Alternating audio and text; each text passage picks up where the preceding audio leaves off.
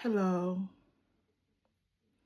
The first thing I want to talk about is decision making. Sometimes we make decisions and we feel compelled to stick to them so that we don't appear to be indecisive in our peer groups or wherever we congregate. So people will not think that we are indecisive. For example, we might be in a social group and we say to the group, I have plans, I'm going to do something. And then you sit on your own and you think, what I decided to do, I don't think it's going to work out for me.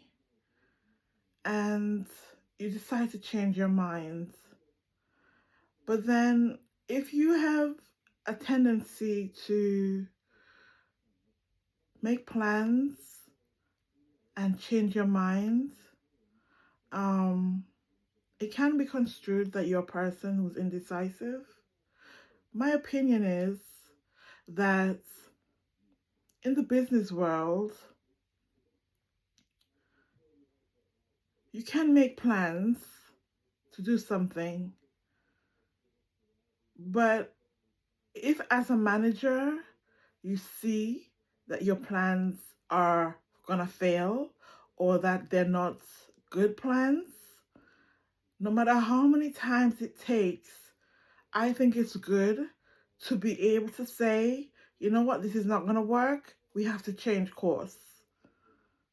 Because I don't understand why having a plan and making people feel like you're fitting in to the crowd of going down a road at full speed to no end, to an end that is going to come up with no good conclusion, just to make people think that you're, you know, a person who sticks to plans so you don't seem indecisive. It doesn't make any sense.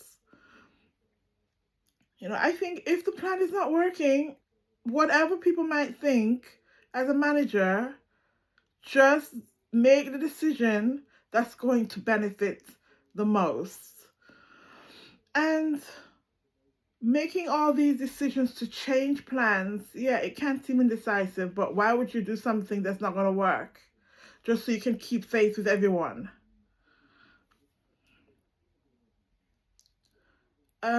So I'm not gonna do that.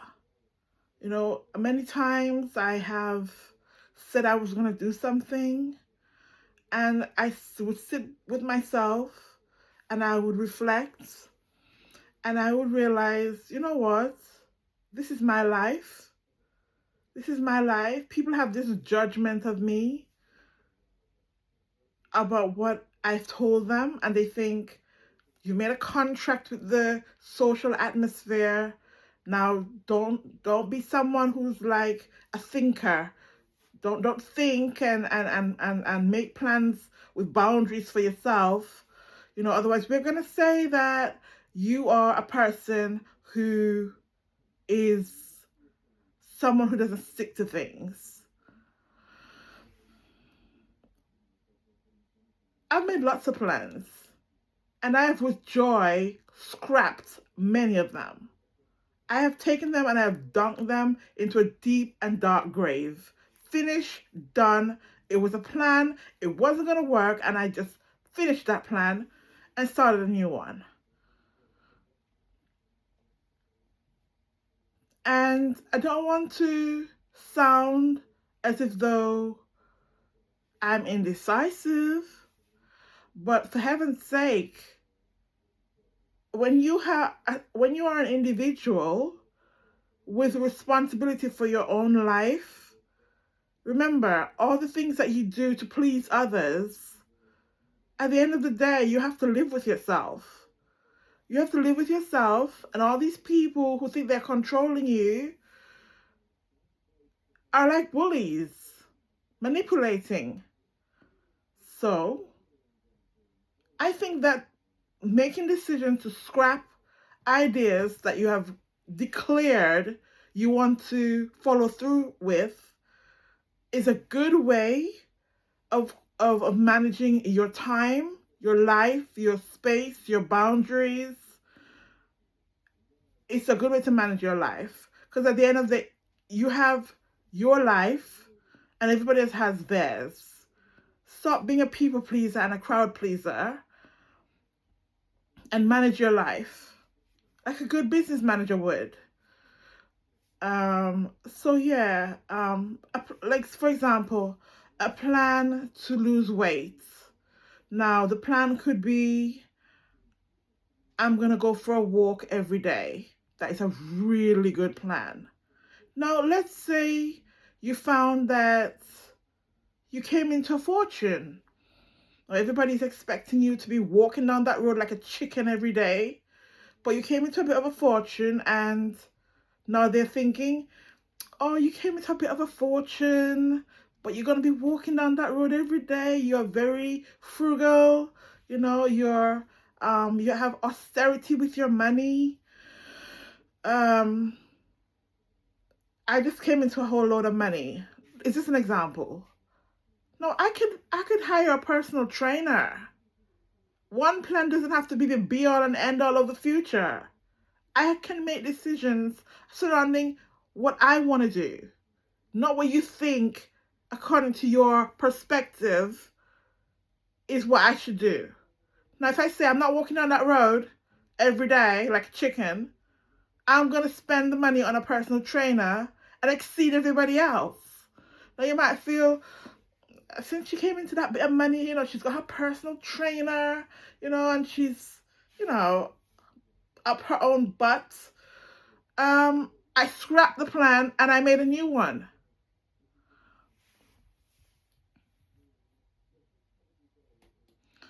So, yeah. Make plans, have your own space, reflect, control your own life. Don't let people tell you what to do outside of the fact that you have to make plans for yourself as an individual who's responsible for their own life. And so make plans and reflect and scrap the plans if they're not going to work.